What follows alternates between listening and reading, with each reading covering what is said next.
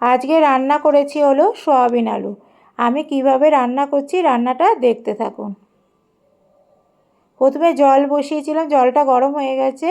এবার সয়াবিনগুলো দিয়ে দেবো, একটু সেদ্ধ করে নেব। সেদ্ধ করা হয়ে গেছে, এবার নামিয়ে নিয়েছি, জলটা ছেঁকে সাইডে রেখেছি। এদিকে কড়াই বসিয়েছি, কড়াইটা গরম হয়ে গেছে। এবার সর্ষের তেল দিয়েছি, আলুগুলো ভেজে নেব। আলুগুলো ভাজা হয়ে গেছে, তুলে নিলাম। এবার ওই তেলের মধ্যে সয়াবিনগুলো ভেজে নেব।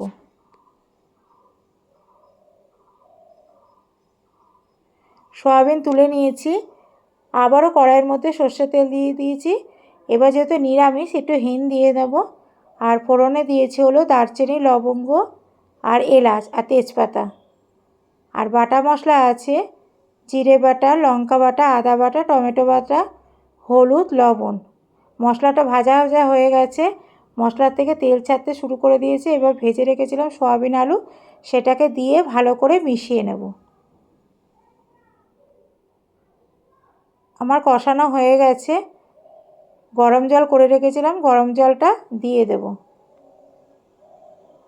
এবার 2 মিনিট মতো ফুটতে দেব। আর একটু লবণ লাগবে বলে একটু লবণ দিয়ে দেব। স্বাদের জন্য একটু সামান্য একটু চিনি দেবো, কালারটাও ভালো আসে। আমার রান্নাটা রেডি হয়ে গেছে। যেহেতু নিরামিষ, একটু ঘি আর গরম মশলা দিয়ে নামাবো।